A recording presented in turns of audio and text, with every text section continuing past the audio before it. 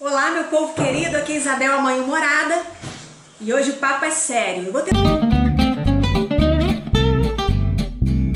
Hoje é papo de crente, e eu andei meditando, conforme eu já tinha postado no Facebook, meditando a respeito de comentário, reclamação e murmuração, a diferença entre essas três coisas e a consequência espiritual para a nossa vida, Tem algumas coisas que eu peço muito para Deus. Uma delas é eu parar de reclamar. Eu me acho uma pessoa muito reclamona.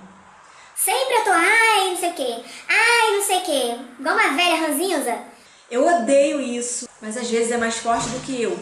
Eu diria até que é uma coisa hereditária, porque tem pessoas na minha família que têm essa mesma mania. Então eu não sei se isso é uma mania ou se é uma maldição mesmo.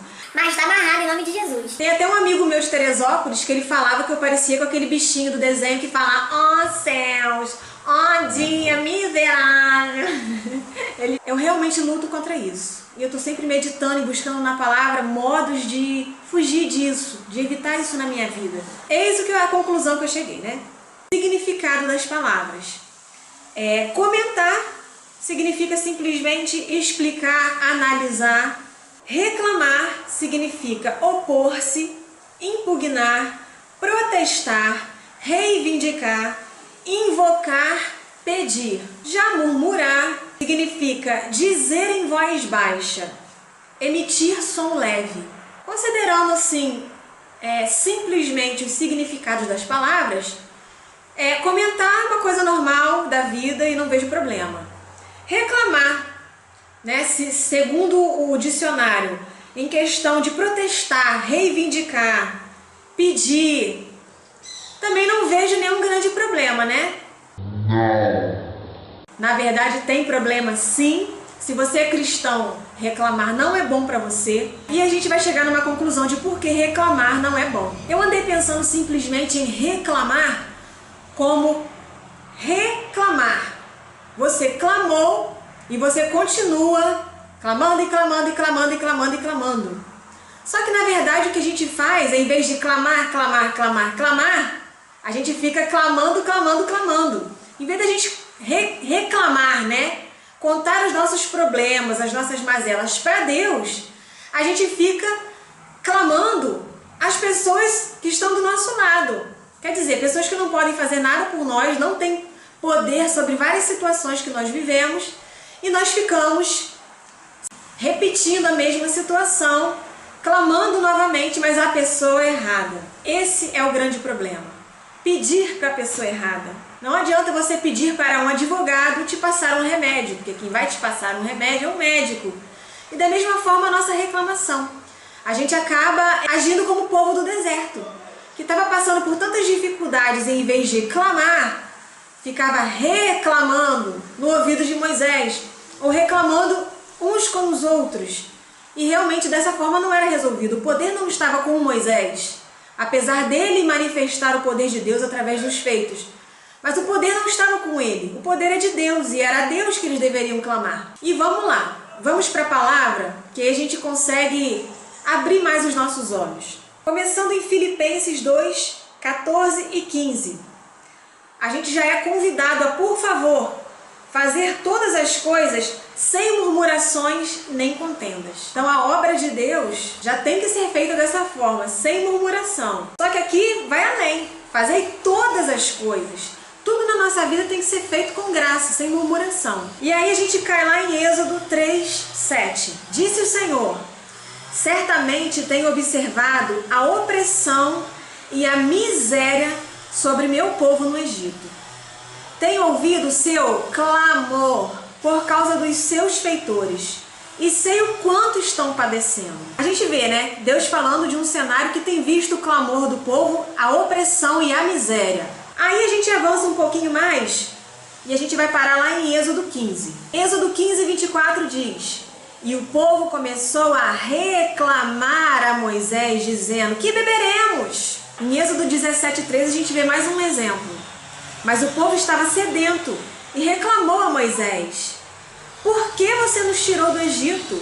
Foi para matar de sede a nós, aos nossos filhos, aos nossos rebanhos? Em vez do povo clamar a Deus, reclamava com Moisés. E aí a gente pula mais um pouquinho, vai vai para Êxodo 16. Disseram-lhe os israelitas: quem dera a mão do Senhor nos tivesse matado no Egito.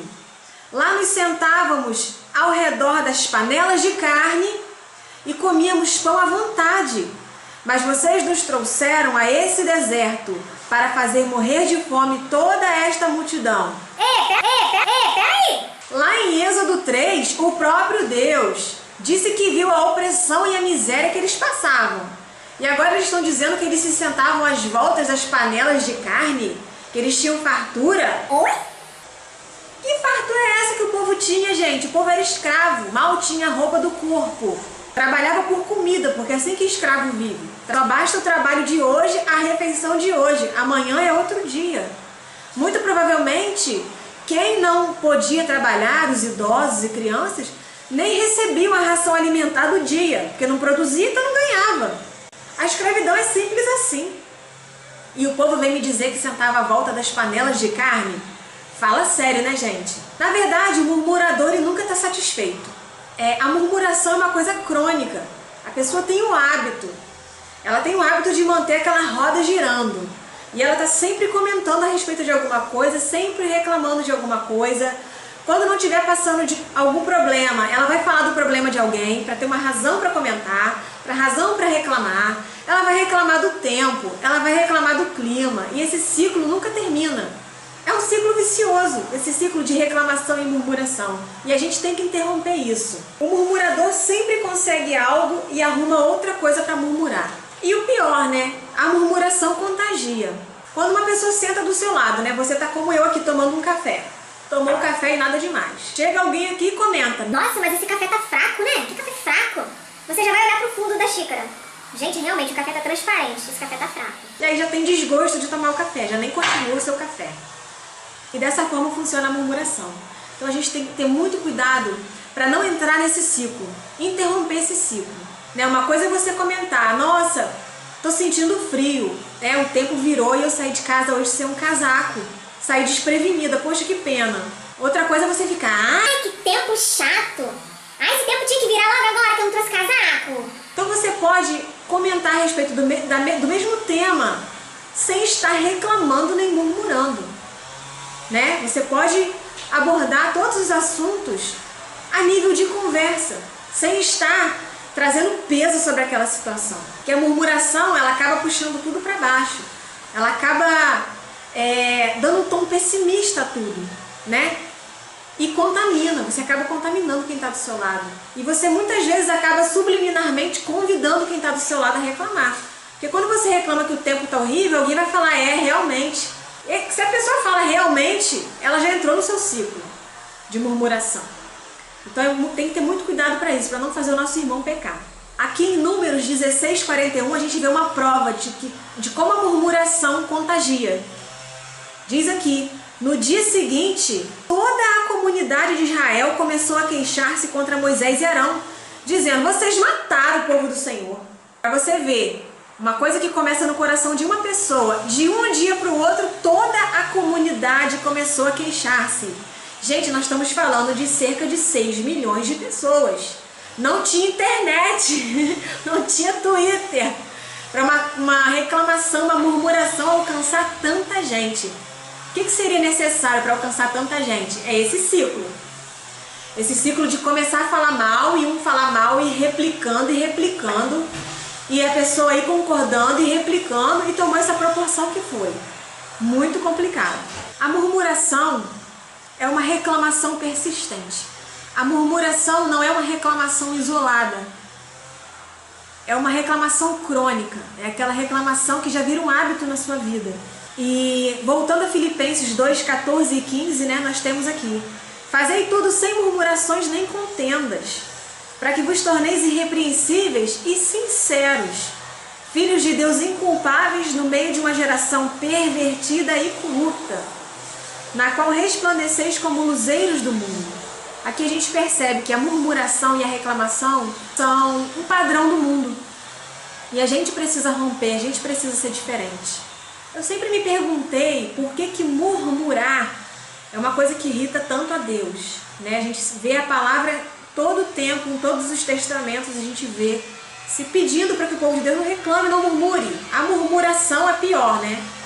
Apesar de ser, além de ser essa reclamação crônica, eu cheguei a uma conclusão. Considerando que murmurar é você dizer em voz baixa, emitir um som leve, a gente sabendo que Deus é onisciente, que Ele está em todos os lugares e sabe de todas as coisas, eu acho que deve irritar Deus a gente ficar entre uns e outros falando em voz baixa, reclamando em cochichos, né? Falando em voz baixa e reclamando em cochichos. Acho que é por isso que deve irritar Deus, porque Ele sabe de tudo. Para Ele agradaria muito mais um clamor. Você falar em voz alta, você proferir a sua necessidade, você proferir o seu problema através das suas orações, do que você ficar como se fosse um mosquito. Eu acho que para Deus deve ser igual aquele mosquitinho chato que a gente fica no ouvido abanando. Eu acho que a murmuração no ouvido de Deus deve ser mais ou menos dessa forma. E aí quando o mosquito está de zum zum zum no nosso ouvido, o que a gente faz? De vez em quando acho que Deus tem vontade de fazer isso com a gente, né? Pra gente calar a boca e parar de murmurar no ouvido dele. Então é isso. É essa a conclusão que eu chego. Por que a gente tem que murmurar e reclamar se a gente pode clamar? Vamos clamar. Vamos clamar. Vamos entregar nossas necessidades para Deus. Vamos entregar em oração e súplica a nossa necessidade para Deus. 1 Tessalonicenses 5:18 diz: em tudo dai graças, porque essa é a vontade de Deus em Cristo para convosco.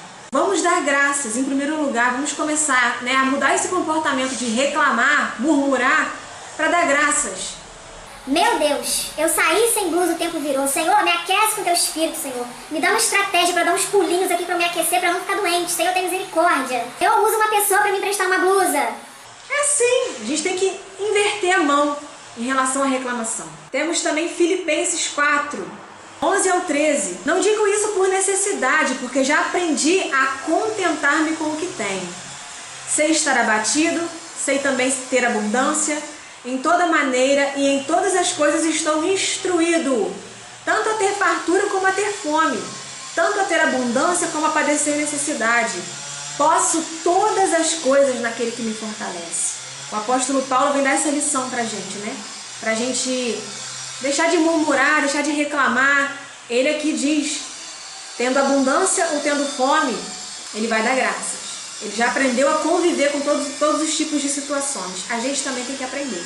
Jeremias 33:3. A palavra diz: clama a mim e responder-te-ei. Anunciar-te-ei coisas grandes e firmes que não sabes. Então a gente pode substituir o reclamar pelo clamar, né? Clamando ao Senhor. E nós com certeza obteremos resposta. Enquanto reclamando e murmurando, nós seremos malas, nós seremos mosquitos no ouvido de Deus, clamando, a gente necessariamente vai ter resposta. Ainda que seja que não, né, gente? Porque isso também acontece. A gente quer uma coisa e Deus diz que não. Mas a gente vai ter resposta. O Senhor não vai nos deixar. Tanto o Senhor não vai nos deixar, que nós voltamos àquela primeira palavra de Êxodo 3:7, onde o Senhor diz: certamente tenho observado a opressão e a miséria sobre o meu povo.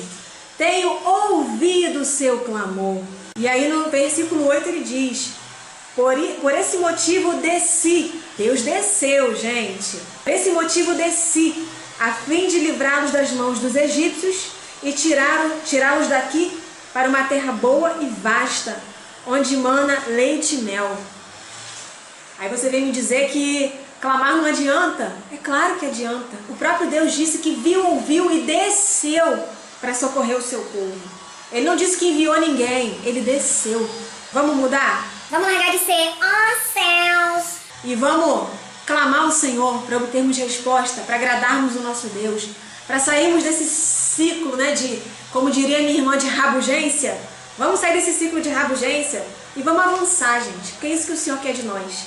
Um povo forte, um povo que conhece o seu Deus e um povo que não fica falando entre os dentes aquilo que Deus já sabe, porque Ele conhece o nosso coração. Diz em Salmos, antes que a palavra chegue à nossa boca, Ele já conhece. Então não precisa ficar... Por favor, gente, vamos mudar. Eu sou a primeira voluntária a mudar. Um beijo, shalom pra vocês. Mamãe ama vocês, tá? Tchau!